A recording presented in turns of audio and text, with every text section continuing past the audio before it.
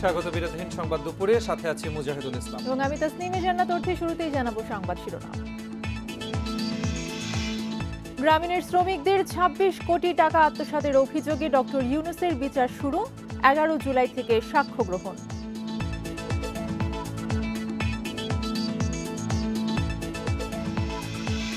বিচার নিয়ে ডক্টর ইউনূসের বক্তব্য অসত্য, অপমানজনক বললেন আইনমন্ত্রী। রাষ্ট্রদূতরা চাইলে মামলার বিষয়ে জানাবে সরকার।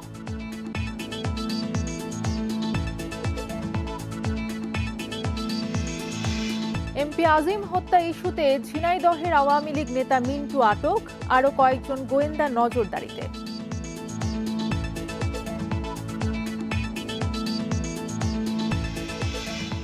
চট্টগ্রামের সিটি গেটে কারখানার গুদামে আগুনে পুড়ল তুলা ও গার্মেন্টস পণ্য, ২ ঘন্টার চেষ্টায় নিয়ন্ত্রণে।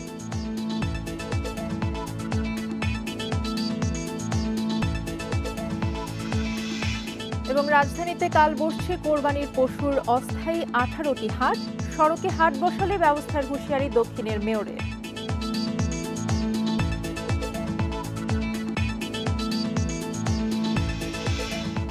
এবারে বিস্তারিত।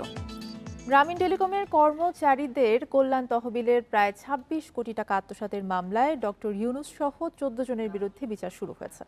সকালে ঢাকার বিশেষ জজ আদালত ৪-এর বিচারক সৈয়দ আরাফাত হোসেনের আদালতে আসামিদের বিরুদ্ধে অভিযোগ গঠনের মাধ্যমে বিচার কাজ শুরু হয়।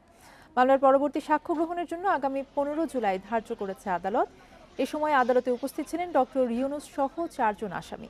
আদালত থেকে বের হয়ে সাংবাদিকদের ডক্টর ইউনূস বলেন, অপরাধ প্রমাণ না হওয়ায় খাঁচার মধ্যে রাখা চরম অপমানজনক। এর আগে গত ২ জুন অভিযোগ গঠন নিয়ে আসামি ও রাষ্ট্রপক্ষের শুনানি হয়। গ্রামীণ টেলিকমের শ্রমিক তহবিলের প্রায় ২৬ কোটি টাকা আত্মসাতের অভিযোগে প্রতিষ্ঠানের চেয়ারম্যান ডক্টর ইউনূস সহ ১৪ জনের বিরুদ্ধে মামলা করে দুদক। আমার কাছে বোধগম্য, আমার সহকর্মীদের কাছে বোধগম্য হচ্ছে না, কারো কাছে বোধগম্য হচ্ছে না। আমরা সারা জীবন তো মানুষের সেবাতেই কাটিয়েছি। এই অর্থ আত্মসাৎ করার জন্য তো আমরা আসি, নিজেদের অর্থ ব্যয় করে আমরা এসেছি। এটাই আমাদের ইতিহাস। কাজে এখানে কেন হচ্ছে, এটাই হলো হয়রানি, যে আমাদের বোধের মধ্যে আসছে না। এইখানে ওনাকে বলছে উনি সহযোগিতা করেছেন, রেজুলেশন নিয়েছেন, এইভাবে মানি লন্ডারিং এর জন্য ওনাকে অভিযুক্ত করা হয়েছে। এই অভিযুক্তটা সম্পূর্ণভাবে বেআইনি, আইনের সাথে পড়ে না। ডক্টর প্রফেসর মোহাম্মদ ইউনূস এবং এটার যে সংস্থা আছে গ্রামীণ টেলিকমের যে লেবার অর্গানাইজেশন, তাদের নেতা, আসামিগণ এবং আইনজীবী সহ তারা ছিল, তাদের বিরুদ্ধে বিস্তারিত বলা হয়েছে যে আপনারা ২৬ কোটি টাকা এই ৪৩৭ কোটি টাকা থেকে সরিয়েছিলেন এবং জাল ডকুমেন্টস সৃজন করেছিলেন এবং সেটা ব্যবহার করেছিলেন। বিচার প্রক্রিয়া নিয়ে ডক্টর ইউনূসের বক্তব্য অসত্য, বাংলাদেশের মানুষের জন্য অপমানজনক বলে মন্তব্য করেছেন আইনমন্ত্রী আনিসুল হক। দুপুরে সচিবালয়ে ইইউ ও ৬ দেশের রাষ্ট্রদূতের সাথে বৈঠক শেষে একথা বলেন তিনি। পরে আইনমন্ত্রী ডক্টর ইউনূসের বিরুদ্ধে যেসব মামলা চলছে রাষ্ট্রদূতদের সে বিষয়ে জানানো হয়েছে বলেও জানান। যে কোনো নাগরিক দেশের আইন ভঙ্গ করে তার যেরকম বিচার হয়, ডক্টর ইউনূসের ঠিক সেইভাবে বিচার হচ্ছে। কিন্তু আমি এটা বলেছি যে ডক্টর ইউনূস যেই সব কথা বলে বেড়াচ্ছেন সেই সব কথা অসত্য এবং সেই সব কথা বাংলাদেশের জনগণের জন্য অপমানজনক। আরো জানাতে মহানগর দায়রা জজ আদালত থেকে যোগ দিচ্ছেন সহকর্মী জাহিদুল বাশার। বিচার তো শুরু হলো, পুরো প্রক্রিয়া নিয়ে জানাবেন। জি দেখুন, এই প্রক্রিয়া যাওয়ার আগে একটা বিষয় একটু বলি। একটা সময় ডক্টর ইউনূস যখন আদালতে আসতেন বা অন্য কোনো জায়গায় যেতেন, গণমাধ্যমকে খুব একটা তিনি সময় দিতেন না বা গণমাধ্যমে ওইভাবে মুখোমুখি হতেন না। কিন্তু বিভিন্ন আদালতে তার যাতায়াত যত বাড়ছে আমরা দেখতে পাচ্ছি তিনি কিন্তু তার ক্ষোভ, আক্ষেপ সেগুলো অকপটে প্রকাশ করছেন। একসময় তিনি নিজেও জানিয়েছেন তার এই কথা বলাটা এটা দরকার, কারণ তিনি যে বিষয়গুলোর সম্মুখীন হচ্ছেন সেগুলো তিনি তুলে ধরতে চান। কিছুক্ষণ আগে যে সংবাদটি পরিবেশন করা হলো, যেই আইনমন্ত্রী কিন্তু সেই বিষয় নিয়েই বলছিলেন যে এগুলো অসত্য। ডক্টর ইউনূসের এই যে মামলার যে বিচারিক প্রক্রিয়া সম্পর্কে আপনি জানতে চেয়েছেন, দেখুন আজকে ডক্টর ইউনূসের যে অভিযোগ গঠন করা হলো এটি যদি একটু বলি, গত বেশ কয়েকটি ধাপ ধরে ডক্টর ইউনূসের বিরুদ্ধে দুর্নীতি দমন কমিশন যে অভিযোগপত্র দিয়েছে, অর্থাৎ এই যে ৪৩৭ কোটি টাকা যেটি গ্রামীণ শ্রমিকদের লভ্যাংশের টাকা যেটি তাদের প্রাপ্য, সেখান থেকে ২৬ কোটি টাকা যে বিভিন্নভাবে জাল জালিয়াতি করা, বিভিন্ন ধরনের অনিয়ম করে সরানো হয়েছে, সেই যে অভিযোগগুলো সেই অভিযোগগুলোর ব্যাপারে এতদিন শুনানি হয়েছে। আজকে যেটি হলো সেই অভিযোগ আমলে নিয়ে, অর্থাৎ দুদকের অভিযোগগুলো করার কারণ আছে, সত্যতা আছে বা এর ভিত্তি আছে, সেটিকে আমলে নিয়েই আজকে ঢাকার বিশেষ জজ 4-এর আদালত তিনি অভিযোগ গঠন করলেন। এবং এর পরের প্রক্রিয়া হচ্ছে 31 জন সাক্ষী রয়েছে এই মামলার। দুদক একে একে তাদেরকে আদালতে আনবেন এবং সাক্ষ্য গ্রহণ করা হবে যে কিভাবে তারা সাক্ষ্য দিবেন, যে কোন বাস্তবতার ভিত্তিতে বা কি সত্যতা তাদের কাছে রয়েছে যে ডক্টর ইউনূস সহ গ্রামীণ টেলিকমের সিবিএ নেতারা বা গ্রামীণ টেলিকমের অন্যান্য কর্মকর্তারা কিভাবে টাকাটা সরিয়েছেন। এর পরবর্তী ধাপ হচ্ছে সাক্ষ্য গ্রহণ পর্যায়ে এবং তারপরে এভাবে আস্তে আস্তে করে রায়ের পর্যায়ে চলে যাবে। তবে এখানে একটি বিষয় বলা দরকার, সেটি হচ্ছে যে ডক্টর ইউনূসের এই যে মামলায় তার আইনজীবী বলেছেন যে তাদের আবেদন ছিল যে তাদেরকে অব্যাহতি দেওয়া, যেহেতু অভিযোগপত্রটি আমলে নেওয়া হয়েছে। এটি প্রত্যেকটি মামলাতেই কিন্তু হয়, অভিযোগ দায়ের করা হয়, যেটিকে আমরা প্রচলিত ভাষা ইংরেজিতে যেটিকে বলা হয় চার্জশিট। সেই চার্জশিটটি দেওয়ার পরে আজকে আদালত আমলে নিয়েছেন ডক্টর ইউনূসের বিরুদ্ধে। তার মানে আনুষ্ঠানিক জাহিদুল বাশার, আপনি বিচারের পরবর্তী প্রক্রিয়া নিয়ে যেমনটি জানাচ্ছিলেন এবং বক্তব্যের শুরুতে যেটি বলছিলেন যে আইনমন্ত্রী ডক্টর ইউনূসের বক্তব্যকে অসত্য, অপমানজনক বলেছেন, তিনি আসলে বিচার প্রক্রিয়া নিয়ে কি বলেছেন?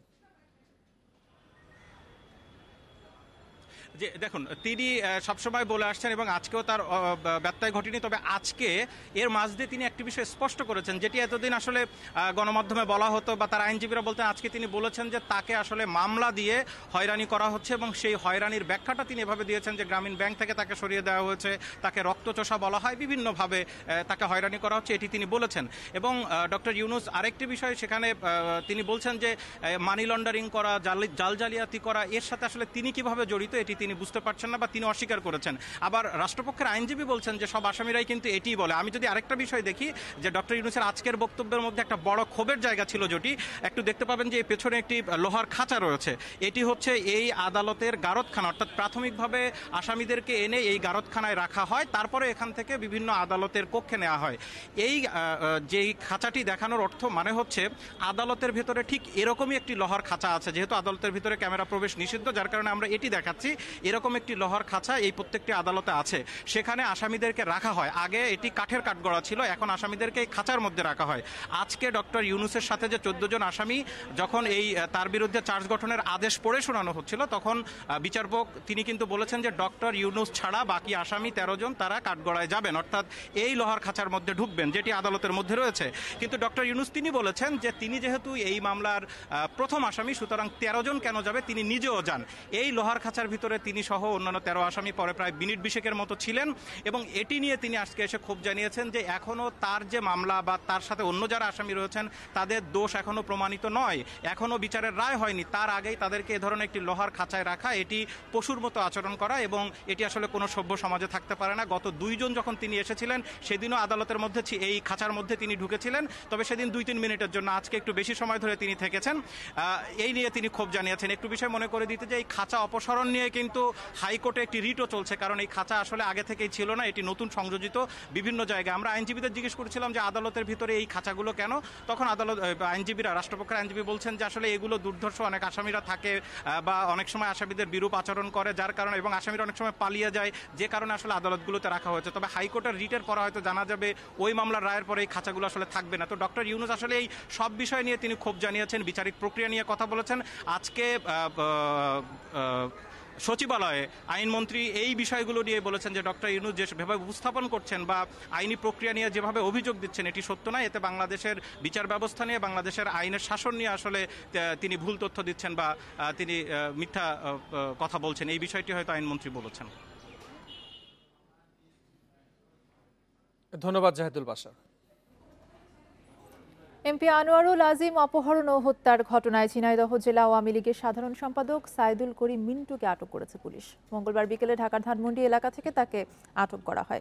এর আগে 6 জুন এমপি আজিম হত্যার বিষয়ে জিজ্ঞাসাবাদের জন্য ঝিনাইদহ জেলা আওয়ামী লীগের ত্রাণ ও সমাজ কল্যাণ সম্পাদক কামাল আহমেদ বাবুকে গ্রেফতার করে ডিবি। পুলিশের আবেদনের প্রেক্ষিতে বাবুর 7 দিনের রিমান্ড মঞ্জুর করে আদালত। এদিকে ডিবি প্রধান হারুনুর রশিদ জানান, কলকাতায় এমপি আজিমকে হত্যার পর তার মরদেহের ছবি ঝিনাইদহের যেসব রাজনৈতিক নেতার কাছে পাঠানো হয়েছিল তাদের সবাইকে গোয়েন্দা নজরদারিতে রাখা হয়েছে।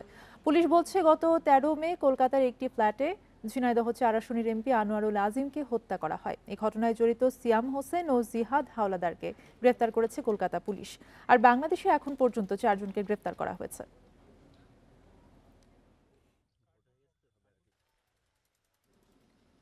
রাজধানীতে কাল থেকে বসছে স্থায়ী অস্থায়ী মিলিয়ে 18টি কোরবানির পশুর হাট।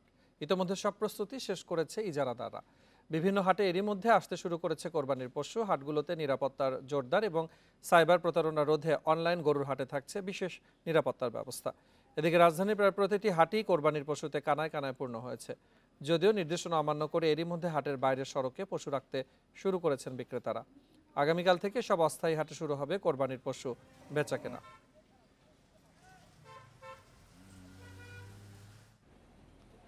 রাজধানীতে পশুবাহী গরুর গাড়িতে হাটের নাম টাঙিয়ে রাখতে হবে। এক হাটের গরু অন্য হাটে নিলে ব্যবস্থা নেওয়ার হুঁশিয়ারি জানিয়েছেন ডিএমপি। সকালে ডিএমপির মিডিয়া সেন্টারে ঈদুল আজহা উপলক্ষে ট্রাফিক নির্দেশনা নিয়ে এক সংবাদ সম্মেলনে এসব কথা জানান অতিরিক্ত কমিশনার মুনিবুর রহমান। এ সময় তিনি জানান, হাটের বাইরে রাস্তায় কোনো পশু রাখা যাবে না। এছাড়া নগরীতে রুট পারমিট ছাড়া কোনো গাড়ি যাতে না চলে সেদিকে সতর্ক থাকার কথা জানান। বলেন, রাজধানী সদরঘাট লঞ্চ টার্মিনাল ঘিরে যাতে যানজট না হয় সে ব্যবস্থা নেওয়া হয়েছে। কোনো গাড়ির ছাদে যাত্রী ওঠানো যাবে না। এছাড়া পিকআপ ও ট্রাকে কোনোভাবেই যাত্রী ওঠানো যাবে না বলেও জানান তিনি। বলেন, মহানগরের বাস যাতে যাত্রী নিয়ে ঢাকার বাইরে না যেতে পারে। কোনো অনিয়ম হলে রুট পারমিট বাতিল হওয়ার পাশাপাশি তাৎক্ষণিক ব্যবস্থা নেওয়ার কথা জানান তিনি। বলেন, প্রতিটি টার্মিনালে ভ্রাম্যমাণ আদালতের তদারকি দল থাকবে। গরুর গাড়ির সামনে যেই হাটের নাম লেখা থাকবে বেসিক্যালি সেই হাটের দিকে তাদেরকে ডাইরেক্ট করা। এখন অনেক সময় তাদের মাঝখানে অনেক সময় অনেক ভেস্টেড কোয়ার্টার যদি চলে আসতে পারে, অনাকাঙ্ক্ষিতভাবে কোনো ঘটনা ঘটতে পারে। আমাদের পক্ষ থেকে কিন্তু কোঅর্ডিনেশনের কোনো অভাব নেই। আমরা কিন্তু ওয়েল কোঅর্ডিনেটেড প্রত্যেকটা ইজারাদারের সাথে, প্রত্যেকটা আমাদের যে গরুর হাট কেন্দ্রিক যে ব্যবস্থাপনা কমিটি আছে সবার সাথেই মিটিং হয়েছে। এ বিষয়ে আরো জানাতে গাবতলী পশুর হাট থেকে যোগ দিচ্ছেন সহকর্মী বনি ইবনে কামাল। বনি, আগামীকাল থেকেই রাজধানীতে পশুর হাট বসবে। এরই মধ্যে কিন্তু পশু আসতে শুরুও করেছে। সব মিলিয়ে প্রস্তুতি কেমন দেখছেন এবং নিরাপত্তা ব্যবস্থা আসলে কেমন রাখা হয়েছে? আমরা প্রতিবার যেটা দেখি আসলে হাট শুরুর 2-3 দিন আগে থেকেই কিন্তু একটি আমেজ চলে আসে হাটে, এবং তার ব্যতিক্রম কিন্তু এবারও হয়নি। এবার আমরা দেখতে পাচ্ছি যে হাটগুলোতে এরই মধ্যে বিভিন্ন জায়গা থেকে পশু কিন্তু আসা শুরু হয়ে গেছে। আমি যদি আপনাকে এখনকার একটু পরিস্থিতি দেখাতে চাই, গাবতলী হাটে আমরা দেখতে পাচ্ছি যে সামিয়ানা টানানো বিভিন্ন জায়গায় কিন্তু এরই মধ্যে পশু এসেছে এবং সেগুলো ওঠানো হয়েছে বা প্রদর্শন করা হচ্ছে। অনেকে কিন্তু আসছেন উৎসুকভাবে দেখতে, জানতে যে কেমন দাম হতে পারে বা সেই বিষয়টি কিন্তু আমরা দেখতে পাচ্ছি। পাশাপাশি আপনাকে একটু জানিয়ে রাখতে চাই, এবার কিন্তু নির্দেশনা দেওয়া আছে যে কোনোভাবেই এক হাটের গরু অন্য হাটে যেতে পারবে না, এবং সেক্ষেত্রে আসলে ডিএপি থেকে নির্দেশনা রয়েছে। পাশাপাশি বলা আছে যে কিভাবে কি ধরনের ব্যানার টানিয়ে রাখতে হবে প্রতিটি যে গাড়ি থাকবে হাটের গাড়ি সেগুলোর মধ্যে। পাশাপাশি আমরা দেখি আসলে গতবার বা এর আগের যে অতীত অভিজ্ঞতা আছে সেখান থেকে আমরা দেখতে পাই যে হাটের পরিধি বৃদ্ধি পেতে পেতে রাস্তার উপরও কিন্তু কোরবানির পশু রাখা হয়। এবার যেন সেই ঘটনাটি না হয় সেই বিষয়টি খুব জোরালোভাবে আসলে পালন করতে চাইছে ডিএমপি। যদিও আমরা এখনই অভিযোগ পাচ্ছি কিছু কিছু জায়গায় আসলে হাটের উপর গরু বেঁধে রাখা হচ্ছে বা পশু বেঁধে রাখা হচ্ছে, এরকম অভিযোগ কিন্তু এরই মধ্যে রয়েছে। তবে সেই সব জায়গায় আইনশৃঙ্খলা বাহিনী কাজ করছে বলেও কিন্তু জানাচ্ছে ডিএমপির পক্ষ থেকে। পাশাপাশি আমি যদি আপনাকে একটু জানিয়ে রাখতে চাই, আমরা রাজধানী ঢাকাতে এখন পর্যন্ত 18টি হাটের ইজারা সম্পন্ন হয়েছে এবং এটি হয়তো 19 পর্যন্ত বৃদ্ধি হতে পারে। তবে এখন পর্যন্ত আমরা জানতে পেরেছি যে 18টি হাট কিন্তু এরই মধ্যে চূড়ান্ত হয়েছে এবং সেই 18টি হাটের কার্যক্রম হচ্ছে। এই গাবতলীর হাটের কথা যদি আমি বলি, ঢাকা উত্তর সিটি কর্পোরেশনের গাবতলী সহ অন্যান্য যে হাটগুলো রয়েছে সেগুলোতে স্মার্ট পেমেন্টের ব্যবস্থা রাখা হয়েছে। অর্থাৎ কেউ চাইলেই কিন্তু অনলাইনে পেমেন্ট করতে পারবেন, অর্থাৎ সরাসরি পেমেন্ট করার প্রয়োজনীয়তা নেই বা সরাসরি ক্যাশ টাকা বহন করার প্রয়োজনীয়তা নেই, এরকম কিছু ব্যবস্থা রাখা হয়েছে। পাশাপাশি যেহেতু অনেক বেশি গরম, সেক্ষেত্রে একটি জিনিস আমরা দেখতে পেয়েছি, হাটের মধ্যে যে ধরনের একটি গ্যাদারিং মতো ভাব থাকে সেই জায়গাটা কিছুটা রোধ করার চেষ্টা করা হয়েছে। অর্থাৎ একটার সাথে আরেকটা গরুর দূরত্ব এবং হাঁটার যে পথ সেটা কিছুটা প্রশস্ত রাখার চেষ্টা কিন্তু করা হয়েছে। সার্বিকভাবে এখন পর্যন্ত আমরা যেটা দেখতে পাচ্ছি হাটের যে পরিস্থিতি, তাতে দেখা যাচ্ছে যে এখন পর্যন্ত আসলে সবকিছু মোটামুটি স্বাভাবিকভাবেই চলছে এবং আগামীকালকে থেকে যখন বিক্রির কার্যক্রম শুরু হবে তখন আসলে বোঝা যাবে কেমন কি অবস্থা হয়। তবে বিক্রেতারা বলছেন যে তারা আশা করছেন এবার ভালো বিক্রি বেচাকেনা হবে এবং একটি ভালো দামে তারা তাদের পশুটি বিক্রি করে বাড়িতে ফিরতে পারবেন বলে তারা আশাবাদ ব্যক্ত করছেন। জি, আহসান রিটন আমাদেরকে বনি ইবনে কামাল জানাচ্ছিলেন গাবতলী পশুর হাট থেকে। ঢাকা দক্ষিণে রাস্তার উপরে কোরবানির হাট বসানো যাবে না, এজন্য কঠোর নজরদারি অব্যাহত রাখা হয়েছে বলে জানিয়েছেন মেয়র শেখ ফজলে নূর তাপস। সকালে জাতীয় ঈদগাহে ঈদের প্রধান জামাত আয়োজনের প্রস্তুতি পরিদর্শন শেষে একথা জানান তিনি। এ সময় মেয়র তাপস ঈদের 2 দিনের মধ্যে কোরবানি সম্পন্ন করতে ঢাকাবাসীর প্রতি আহ্বান জানান। তিনি জানান, ঈদের দিন দুপুর 2টা থেকে বর্জ্য অপসারণ কার্যক্রম শুরু হয়ে 24 ঘন্টার মধ্যে ঢাকা দক্ষিণের সব বর্জ্য অপসারণের লক্ষ্য রয়েছে। ঈদ জামাত প্রসঙ্গে বলেন, জাতীয় ঈদগাহে এবারে একসাথে 35,000 মুসল্লি নামাজ আদায় করতে পারবেন। ভারী বৃষ্টি হলেও মুসল্লিরা যেন স্বাচ্ছন্দ্যে নামাজ আদায় করতে পারে সে ব্যবস্থা নেওয়া হয়েছে। আমরা আশাবাদী যে স্বাচ্ছন্দ্যেই পশুর হাটগুলো পরিচালিত হবে এবং সকলে সেখান থেকে কোরবানির পশু ক্রয় করতে পারবেন, কারো কোনো বিড়ম্বনা হবে না। এবং যদি কোনো রকম কোনো সমস্যা সৃষ্টি হয়, আমাদের যেই হাট কেন্দ্রিক নিয়ন্ত্রণ কক্ষ আছে, তাছাড়া আমাদের কেন্দ্রের নিয়ন্ত্রণ কক্ষ যে কোনো জায়গায় আমাদেরকে অবগত করলে আমরা অবশ্যই তাৎক্ষণিক আমরা ব্যবস্থা নিতে পারব। 2 ঘন্টার চেষ্টায় চট্টগ্রামের সিটি গেট এলাকার গার্টেক্স গার্মেন্টসের গুদামে লাগা আগুন নিয়ন্ত্রণে এনেছে ফায়ার সার্ভিস। সকাল 9:30টার দিকে আগুন লাগে। আগুনে পুড়ে গেছে বেশ কিছু তুলা এবং নানা রকম গার্মেন্টস পণ্য। কিভাবে আগুন লেগেছে তা বলতে পারছে না কেউ। প্রত্যক্ষদর্শীরা জানান, সকাল 9:30টার দিকে হঠাৎ তারা আগুন দেখতে পান। ফায়ার সার্ভিসকে খবর দেওয়া হলে 6টি ইউনিট ঘটনাস্থলে পৌঁছে আগুন নেভানোর কাজ শুরু করে।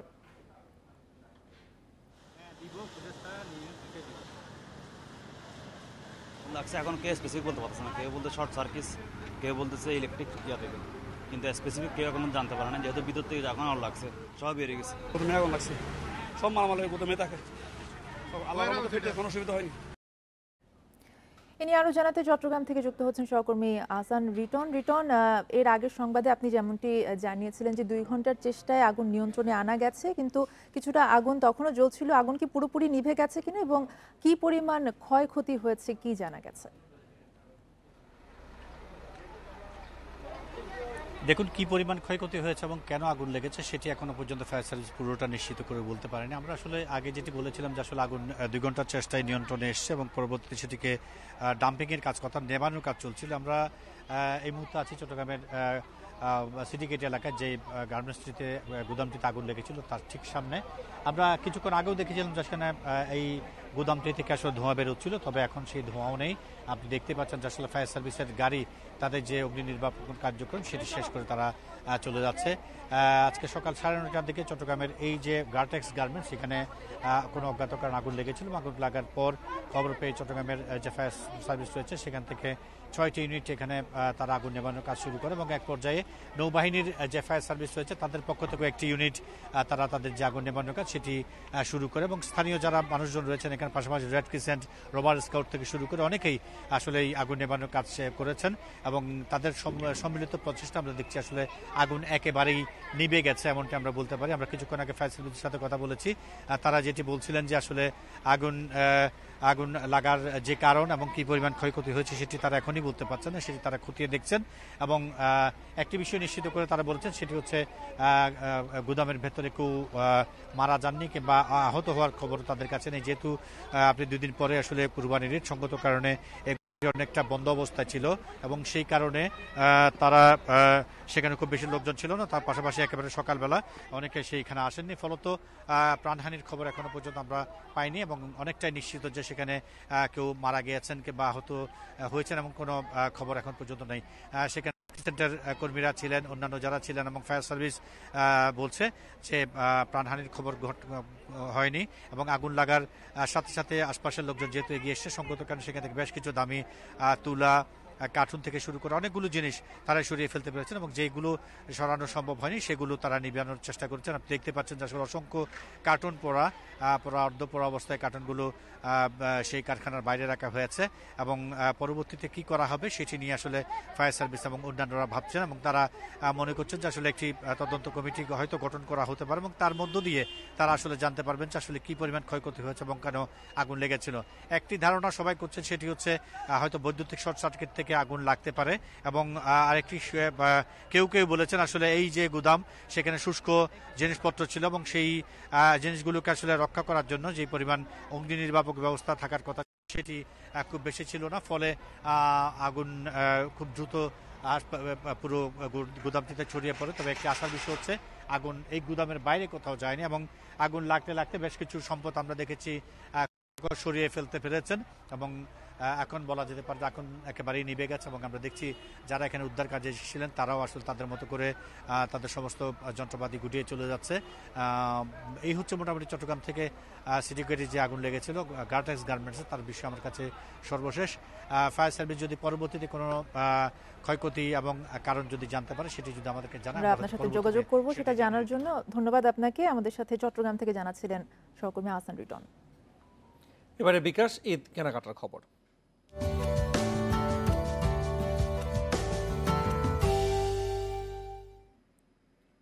ঈদের আগে ব্র্যান্ডের দোকানগুলোতে ঢু মারছেন সবাই। প্রিয়জনের জন্য কিনছেন পোশাক, জুতা সহ নানা সামগ্রী। ক্রেতাদের আকৃষ্ট করতে বিভিন্ন পণ্যের ওপরে ছাড়ও দিচ্ছেন ব্যবসায়ীরা। লেনদেনে বাড়তি মাত্রা যোগ করেছে বিকাশের কুপন কোড ব্যবহারে মূল্য ছাড়। শুধু পোশাক বা জুতা নয়, খাবারের দোকানেও চলছে এই ক্যাম্পেইন। রাজধানীর নাখালপাড়ার সাইফুল ইসলাম এসেছেন মহাখালীর এসকেএস টাওয়ারের ভাইব্রেন্ট শোরুমে। নাতনির জন্য কিনছেন নতুন জুতা। আগে এক জোড়া জুতা নিচ্ছেন থেকে মোটামুটি ভালোই আমার জন্য, আমার পছন্দ হয়েছে, এই জন্য আবার আসলাম। আবার আরো 2 জোড়া জুতা নিয়েছি এখন কিনতে। ঈদের সব বয়সীদের জন্য ভাইব্রেন্ট এনেছে জুতার নতুন কালেকশন। নির্দিষ্ট পণ্যে মিলছে 20 থেকে 80% ছাড়। জুতার পাশাপাশি রয়েছে বেল্ট, ওয়ালেট, ছেলেদের জন্য শার্ট, টি শার্ট, পোলো ও পাঞ্জাবি। এই দোকানে বিকাশ পেমেন্ট করলে মিলছে আরও 10% ছাড়। প্রত্যেক ফেস্টিভ্যালেই তারা ক্যাশব্যাক অফারটা নিয়ে আসে, যেটা কাস্টমারদের জন্য স্বাচ্ছন্দ্যবোধ করে, কারণ তারা প্রত্যেক পেমেন্টেই তারা ক্যাশব্যাকের একটা কুপন পাচ্ছে। এবারের ঈদে তারা 300 টাকার মতো ক্যাশব্যাক বিকাশ কুপন নিয়ে আসছে। ডেইলি সে একটা পেমেন্টে ডেইলি 2টা কুপন পাবে, সে 200 টাকার। কেনাকাটা শেষে অনেকেই যাচ্ছেন রেস্তোরাঁয়। মাছের নানা রেসিপির জন্য জনপ্রিয়তা পেয়েছে ম্যানহাটন ফিশ মার্কেট। সেখানেও বিকাশ পেমেন্টে ডিসকাউন্ট মিলছে। বিকাশের পেমেন্ট আমার সবসময় কনভিনিয়েন্ট লাগে, বিকজ হচ্ছে গিয়ে আমার সবসময় বিকাশে ব্যালেন্স থাকে। সো আমি যেখানেই যাই ওখানে যদি কোনো অফার থাকে অবভিয়াসলি বিকাশের ওইটা অ্যাভেল করার চেষ্টা করি। আর তাছাড়া আমার এইখানে বিকাশের একটা অপশন আসছে নতুন পে লেটার, এইটা আমার জন্য অনেক কনভিনিয়েন্ট। বিকাশে এখন একটা অফার চলতেছে, আমাদের D10 কুপন কোডটা ইউজ করলে ওনারা হচ্ছে প্রতিদিন 200 টাকার মতন ডিসকাউন্ট পাবে এবং এই অফারটা চলাকালীন ওনারা 3বার এই ডিসকাউন্টটা পাবে, টোটাল 300 টাকার মতো ডিসকাউন্ট পাবে। D10 কুপন ব্যবহার করে বিকাশের এই ক্যাম্পেইনে ক্রেতারা ছাড় পাবেন ঈদের দিন পর্যন্ত। ইকরামুল কবির, ইন্ডিপেন্ডেন্ট নিউজ, ঢাকা।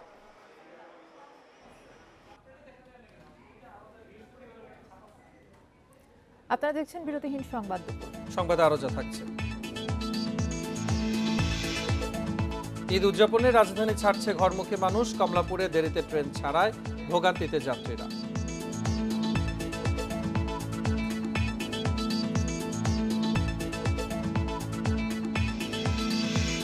প্রতারণার শিকার বিদেশগামীরা। নিবন্ধনহীন এজেন্সির হচ্ছে না শাস্তি, বিএমইটির দুর্বল নজরদারি।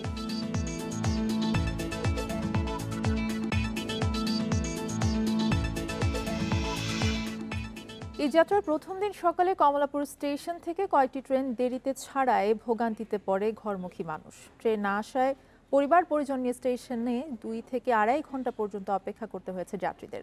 ট্রেনের শিডিউল ঠিক রাখার চেষ্টা চলছে জানিয়ে স্টেশন মাস্টার বলেন, ঈদের সময় চাপ বাড়ায় ট্রেন ছাড়তে 1 থেকে 1.5 ঘন্টা দেরি হওয়া অস্বাভাবিক নয়। ঈদে বাড়ি ফিরতে কিশোরগঞ্জগামী এগার সিন্ধু ট্রেনের অপেক্ষায় এই পরিবার। ছোট ছেলে মেয়ে ও মাকে নিয়ে কমলাপুর স্টেশনে বসে আছেন 2 ঘন্টা। সময় মতো ট্রেন না আসায় ভোগান্তির কথা জানালেন তারা। সকাল 7টার যে ট্রেনটা সেটা আসতেই লেট হয়ে গেছে। 10টা 10:30 ট্রেন আসবে, এটা আসতে কত সময় লাগে, এই জন্য ওয়েট করতেছি আর কি। গরমের মধ্যে এইভাবে বাচ্চা নিয়ে বসে থাকাটা অনেক কষ্টকর। এখন পানি টানি খেতে চাচ্ছে, অনেক ক্লান্ত ওরা। মোহনগঞ্জগামী এই যাত্রীও জানালেন অপেক্ষায় ভোগান্তির কথা। বাসে যদি সিট কাটতাম যাইতাম তো কেন বাড়িতে কাছে আছি, মনে করলাম ট্রেনে যাইলে অনেক শান্তিতে হবে, কিন্তু শান্তি না, আরো কষ্ট। যাত্রীর চাপ বাড়ার আগেই ট্রেনের এমন শিডিউল বিপর্যয় নিয়ে প্রশ্ন তুলেছেন সাধারণ যাত্রীরা। ট্রেন ছাড়তে দেরি হওয়ায় ক্ষোভ জানালেন তারা। কোনো কর্মকর্তাকে পাচ্ছি না জিজ্ঞাসা করে যে কয়টা সার্ভে গাড়ি এখন লাইনে দেওয়া না কেন, কতক্ষণ লেট হবে কোনো কিছু জানার মতো কোনো ব্যবস্থা নাই। কমলাপুর স্টেশন ম্যানেজারের দাবি, সময় মতোই ছাড়ছে বেশিরভাগ ট্রেন। ঈদের সময় 1 থেকে 1.5 ঘন্টা দেরি হওয়া অস্বাভাবিক না বললেন তিনি। কাল থেকে সময় মতো ট্রেন চলাচল নিশ্চিতে ব্যবস্থা নেওয়ার আশ্বাস তার। সমাজ জনসাধারণকে বিলম্বে এখান থেকে প্রেরণ করে বা ট্রেন ডিলে করে চালিয়ে বাংলাদেশ চালের কোনো বেনিফিট নেই। অর্থাৎ এক কথা বলতে গেলে আমরা সর্বাত্মক প্রচেষ্টা যে কত দ্রুত ট্রেনগুলো চালানো যায়, হাসি মুখে মানুষকে বিদায় করা যায়। সিলেটগামী পারাবাত এক্সপ্রেস ট্রেনটি কমলাপুর থেকে ভোর 6:30টায় ছাড়ার কথা থাকলেও রওনা করেছে 2 ঘন্টা দেরিতে। 7:15টার কিশোরগঞ্জের এগারসিন্ধু প্রভাতেই ছেড়েছে প্রায় 9:30টায়। আর 8:15টার মোহনগঞ্জগামী মহুয়া এক্সপ্রেস কমলাপুর ছাড়ে বেলা 11টার কিছু পরে। নূরে জান্নাত, ইন্ডিপেন্ডেন্ট নিউজ, ঢাকা। প্রতিবছর ঈদযাত্রায় বাড়তি যানবাহনের চাপে সাভারের নবীনগর চন্দ্রা মহাসড়কে যানজটে ভোগান্তি সইতে হয় যাত্রীদের। এবারে এই অংশে যান চলাচল নির্বিঘ্ন করতে নানা পরিকল্পনা উদ্যোগ নিয়েছে পুলিশ ও সড়ক বিভাগ। উত্তরবঙ্গগামী লেনে এলিভেটেড এক্সপ্রেসওয়ের নির্মাণ চলমান থাকায় যানজটের আশঙ্কা রয়েছে। সাভারের নবীনগর চন্দ্রা মহাসড়কের সম্ভার ফিলিং স্টেশন থেকে বলিভদ্র পর্যন্ত উত্তরবঙ্গগামী লেনে চলছে এলিভেটেড এক্সপ্রেসওয়ের নির্মাণ কাজ। এতে মূল সড়ক শুরু হয়ে ব্যাহত হচ্ছে যান চলাচল। গেল ঈদে এই পথে যানজটের সংখ্যা তৈরি হলেও পুলিশ সহ সংশ্লিষ্টদের কঠোর পদক্ষেপে তা ছিল সহনীয়। এবারও তেমন উদ্যোগ নেওয়ার দাবি চালক যাত্রীদের। যেখানে আমার 15 8 ঘন্টা 10 ঘন্টা লাগে, সেখানে মোটামুটি 4 ঘন্টা 5 ঘন্টার মধ্যে চলে গেছি গতবার। ভোগান্তি ছাড়া মানুষ আবার সঠিকভাবে বাড়ি যেতে পারে এবং সুশৃঙ্খলভাবে সৃষ্টি হয়, সেটা প্রশাসন প্রতি আমাদের অনুরোধ রইল। সড়ক বিভাগ বলছে ঈদযাত্রা নির্বিঘ্ন করতে প্রয়োজনীয় সংস্কার এরই মধ্যে শেষ হয়েছে। সড়ক ও জনপথ অধিদপ্তরের যে সড়কগুলো রয়েছে আমরা সেখানে পটস মেরামত, রিপেয়ার সহ যে কাজগুলো দরকার সেগুলো আমরা ইতিমধ্যে সম্পাদন করে ফেলেছি। মানুষজন নিরাপদে নির্বিঘ্নে বাড়ি যাতায়াত করতে পারবে। সরু রাস্তায় অতিরিক্ত যানবাহনের চাপে সৃষ্টি হয় যানজট। তবে রাস্তায় শৃঙ্খলা রাখতে মাঠে থাকবে 1,500 পুলিশ সদস্য। যানজট বা ভোগান্তির কোনো আশঙ্কা না থাকে সেই লক্ষ্যে ঢাকা জেলা পুলিশ কাজ করছে। কর্মপরিকল্পনা অন্যান্যবারের মতোই থাকবে এবং আমরা আগের চেয়ে আরও কিভাবে ভালো করা যায় সেই লক্ষ্যে কাজ করছি। রাজধানী থেকে নবীনগর চন্দ্রা মহাসড়ক দিয়ে উত্তরাঞ্চলের 20 জেলার কয়েক লাখ মানুষ ফেরেন বাড়িতে। Independent news. 2024-25 অর্থ বছরে বাংলাদেশের 5.7% প্রবৃদ্ধি হবে বলে পূর্বাভাস দিয়েছে বিশ্বব্যাংক। সংস্থাটির গ্লোবাল ইকোনমিক প্রসপেক্টসের জুন মাসের প্রতিবেদনে পূর্বাভাস দিয়েছে। যদিও প্রস্তাবিত অর্থবছরের বাজেটে প্রবৃদ্ধির পূর্বাভাস ধরা হয়েছে 6.75%। বিশ্বব্যাংক বলছে দেশে আমদানি নিয়ন্ত্রণ থাকায় শিল্প কলকারখানার উৎপাদন ব্যাহত হচ্ছে। সরকারি কেনাকাটা ও বিনিয়োগের কারণে অর্থনৈতিক কর্মকাণ্ড একভাবে চলে যাচ্ছে, কিন্তু উচ্চ মূল্যের কারণে মানুষের প্রকৃত মজুরি এবং পরিবারের ক্রয় ক্ষমতা কমেছে। ব্যক্তি মানুষকে খরচের হ্রাস টানতে হয়েছে। উচ্চ মূল্যস্ফীতি মোকাবেলায় সরকার দফায় দফায় নীতি সুদ হার বৃদ্ধি করায় ঋণের সুদ হার বেড়েছে। এতে বেসরকারি খাতে ঋণের প্রবৃদ্ধি কমেছে।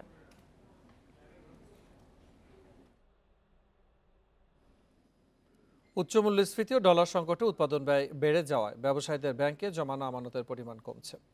চলতি বছরের মার্চ প্রান্তিকে দেশের ব্যাংকগুলোতে কোটি টাকার অ্যাকাউন্ট বা ব্যাংক হিসাব কমেছে 1018টি। বাংলাদেশ ব্যাংকের প্রতিবেদনের তথ্য অনুযায়ী চলতি বছরের জানুয়ারি থেকে মার্চ শেষে কোটি টাকার হিসাবধারীদের ব্যাংকে আমানতের পরিমাণ দাঁড়িয়েছে 7,40,150 কোটি টাকা। 3 মাস আগেও ডিসেম্বর প্রান্তিকে ছিল 7,41,466 কোটি টাকা। বাংলাদেশ ব্যাংক জানিয়েছে, তবে কোটি টাকার হিসাব মানেই কোটিপতি নাগরিকদের হিসাব নয়। এসব অ্যাকাউন্ট ব্যক্তি এবং প্রতিষ্ঠান উভয়েরই হতে পারে।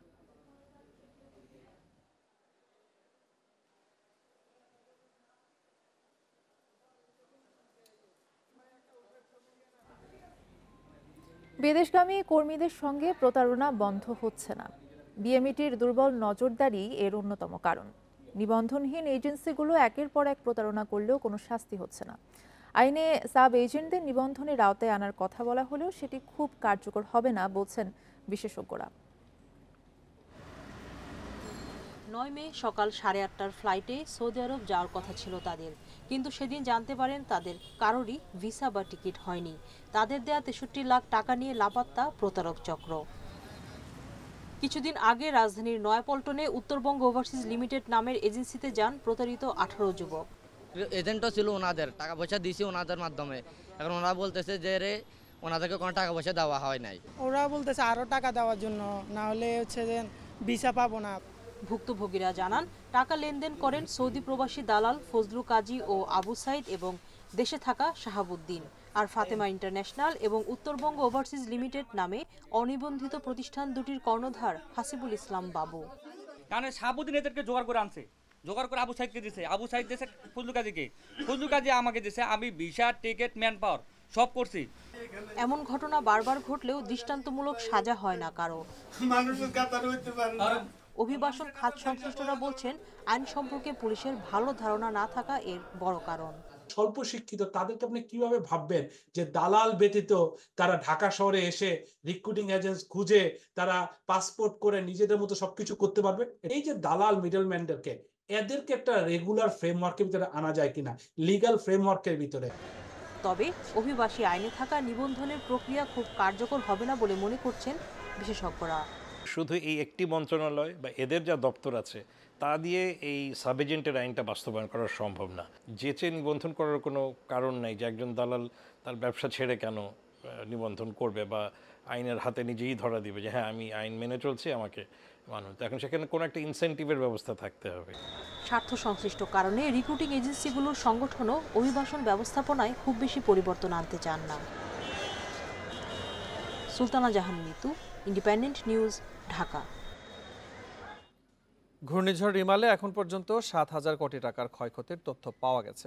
আগামীকালের মধ্যে সব হিসাব প্রধানমন্ত্রীকে দেওয়া হবে বলে জানিয়েছেন দুর্যোগ ত্রাণ প্রতিমন্ত্রী মহিবুর রহমান। দুপুরে সচিবালয়ে তিনি এই তথ্য জানান। এবারের ঘূর্ণিঝড়ে উপকূলের অনেক বেড়িবাঁধ ও মাছের ঘের নষ্ট হয়েছে বলেও জানান প্রতিমন্ত্রী। উপকূলের মৎস্য সম্পদের বেশি ক্ষতি হয়েছে, কোটি কোটি টাকার মানুষের যে ঘেরগুলি নষ্ট হয়েছে, আর ভেরিবাঁধ, অসংখ্য ভেরিবাঁধ নষ্ট হয়েছে। উপকূলে ঘূর্ণিঝড়ের রাস্তাঘাট নষ্ট হয়েছে, বাড়িঘর নষ্ট হয়েছে। এবং এই মন্ত্রণালয়ের রিপোর্টগুলি গতকাল আমার সেকেন্ড ইন্টারনাল মিটিং হয়েছিল, আমরা 90% পেয়েছি, বাকিটা আজকে পেয়ে যাব। আগামীকাল মাননীয় প্রধানমন্ত্রীর হাতে এই সমস্ত মন্ত্রণালয়ের ক্ষতির হিসাবটা আমি দিব। টাঙ্গাইলের ঘাটাইলে শহীদ সালাউদ্দিন সেনানিবাস পরিদর্শন করেছেন সেনাবাহিনী প্রধান জেনারেল SM শফিউদ্দিন আহমেদ। এ সময় সেনাবাহিনীকে জাতির গর্ব হিসেবে প্রতিষ্ঠিত রাখতে সবাই সম্মিলিতভাবে কাজ করায় সন্তোষ প্রকাশ করেন তিনি। পাশাপাশি আধুনিক ও যুগোপযোগী প্রশিক্ষণের মাধ্যমে একবিংশ শতাব্দীর চ্যালেঞ্জ মোকাবেলায় সেনাবাহিনীর অগ্রগতি ধরে রাখতে সবার প্রতি আহ্বান জানান।